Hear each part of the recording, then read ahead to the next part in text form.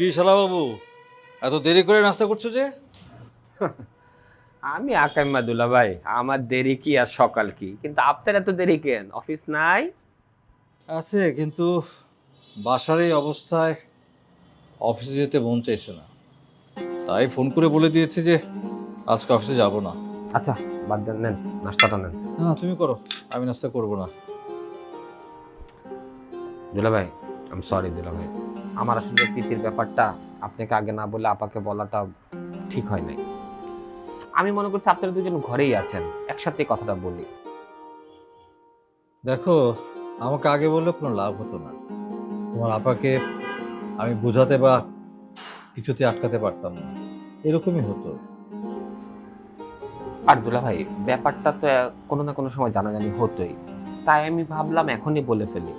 কিন্তু আপা যে এইভাবে রিয়েক্ট করবে আমি এটা চিন্তাও করতে পারিনি। তাহলে তো আমি ব্যাপারটা বলতামই না দুলা ভাই। তোমার এই বিষয় নিয়ে অপরাধ বোধে ভোগার কোনো দরকার নেই। যা হওয়ার তা তো হতোই। প্রীতি যে এমন একটা কাজ করবে সেটা আমি একদমই ভাবতে পারিনি। ভাগ্য ভালো, যেদিন সময় মতো দেখতে পেয়েছিল, তা না হলে তো বিরাট সর্বনাশ হয়ে যেত। দুলা ভাই, প্রীতির বিষয়টাতে আমাদেরকে অনেক সাবধান হতে হবে, আর খুব সাবধানে ডিল করতে হবে। ওকে সব সময় চোখে চোখে রাখতে হবে, বুঝছেন? হ্যাঁ, আমার পক্ষে তো সবসময় অফিস বাদ দিয়ে বাসায় বসে থাকা সম্ভব না। আর যদি বাসায়ও থাকি, সারাক্ষণ তোকে সঙ্গ দেওয়া সম্ভব না আমার। দুলা ভাই, এগুলো নিয়ে আপনি একদম টেনশন করেন না, এটা আমার উপর ছেড়ে দেন। আমি কবির, ফিদা, জেরিন ওদেরকে নিয়ে বসবো। ওরা যখন সময় পাবে তখন প্রীতির সাথে থাকবে। আপনি এটা নিয়ে একদম টেনশন করেন না। আহ, ঠিক আছে, শোনো, আজকে তো আমি অফিসে গেলাম না। অফিসে তোমার বিষয়ে যে আলাপ করার কথা ছিল সেটা আজকে আর হচ্ছে না, ঠিক আছে? দুলা ভাই, এগুলো রাখেন তো, এটা অনেক সময় পাবে। আগে বাসার পরিস্থিতি ঠান্ডা হোক, তারপরে। আচ্ছা, ঠিক আছে, তুমি নাস্তা করো, আমি গেলাম। আচ্ছা, ঠিক আছে।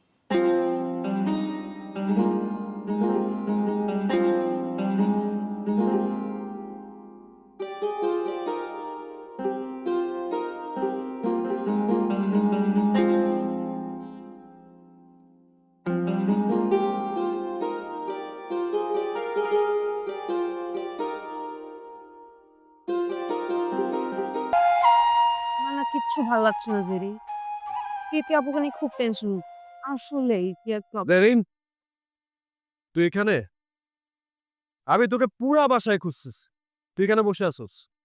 কেন ভাইয়া, আবার কিছু হইছে? প্রীতি আপু কিছু করছে? না না, এখন কোনো সমস্যা নাই, ওর ঠিক আছে। তাহলে আমাকে কেন খুঁজতেছিলা ভাইয়া? আচ্ছা, তোমরা কথা বলো, আমি উঠি। বসেন, আপনার সাথেও কথা আছে। ইয়েস, তোদের দুইজনকে আমার লাগবে। শোন, আমি না একটা প্ল্যান করছি। আজকে সন্ধ্যাবেলায় ছাদে আমরা বারবিকিউ পার্টি দেব। কি বলো? প্রীতি আপুর এই অবস্থা, আর এর মধ্যে তুমি বারবিকিউ পার্টি করবা? আরে তুই বোকা নাকি? পার্টির পুরো ফোকাসই থাকবে প্রীতির উপরে। গ্রেট আইডিয়া, তাহলে তো খুবই ভালো হয়। কিন্তু ভাইয়া, বাড়ির সবাই মানে বিশেষ করে চাচি বিষয়টাকে কিভাবে নিবে? আচ্ছা, চাচির বিষয়টাকে কিভাবে দেখার কি আছে? হ্যাঁ, আমরা ভাই বোনরা তো প্রীতির জন্য পার্টি করতেই পারি, তাই না? ওর মন খারাপ, ওর জন্য একটা পার্টি থ্রো করতে পারি না? আর ধর, চাচি যদি কিছু বলে আমি দেখব, তোরা বলবি তোরা কিছু জানিস না। বুঝলো তো? ওকে, ডান। এখন বলো আমরা কিভাবে কি হেল্প করতে পারি? শুন, তোরা কি করবি না করবি আমি জানি না বাবা, কিন্তু আমি ডিসাইড করে ফেলছি আমার পার্ট। আমি বারবিকিউ আয়োজন করছি, ওটা আমি দেখবো, আর খাবার দাবার যা আছে সব আমি ঠিক করছি। ওকে? আচ্ছা ফিদা, আমরা কি করতে পারি? আমরা একটু নাচ গানের ব্যবস্থা করতে পারি। আর শুনো, সাথে জোকস হলে কিন্তু একদম জমে যাবে।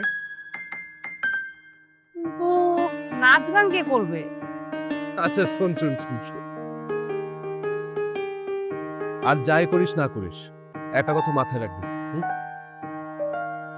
আমরা পুরো প্ল্যানটাই করছি কিন্তু প্রীতির জন্য। হুম? প্রীতি যাতে বুঝতে পারে যে ও একা না, আমরা সবাই তার সাথে আছি। ওকে, আমি তাহলে আসি। আচ্ছা ভাইয়া শোনো, বাড়ির সবাই তো নিশ্চয়ই আসছে তাই না? হ্যাঁ আসবে, কেন আসবে না? আমরা সবাইকে ইনভাইট করব। কিন্তু হ্যাঁ, একটা কথা মাথায় রাখিস, আমরা কিন্তু প্রীতিকে সারপ্রাইজ দিচ্ছি। সো সবাই জানলেও প্রীতি যাতে না জানতে পারে। আমরা সবকিছু রেডি করব, তারপর প্রীতিকে জানাবো। ওকে, ডান। ডান, আমি তাহলে আসি। ও ভাইয়া, আরেকটা কথা, আবার কি? আমরা যদি একটু লাইটিং এর ব্যবস্থা করি কেমন হয়? ওয়াও, না ও মাথায় এত বুদ্ধি, তোর মাথায় তো হেভি বুদ্ধি। হ্যাঁ দাদা, আমি লাইটিং এর ব্যবস্থা করতেছি। কিন্তু তোমরা ডিসাইড করো তোমরা কে কি করবা। ওকে, গেলাম। আচ্ছা ফিদা, তুমি কি নাচতে পারো? নাচ? আমি? না না না, আমাকে দিয়ে নাচ হবে। ওকে ফাইন, তাহলে আজকে এটাই ফাইনাল, তুমি নাচতেছো। ফাইনাল মানে কিসের কি? না না না, আমি এসবের মধ্যে নেই। তোমাকে তাহলে গাইতে হবে। আমি আর গান? ঠিক আছে হয়েছে তাইলে। না, পালালে হবে না, তোমাকেও তাহলে গান গাইতে হবে।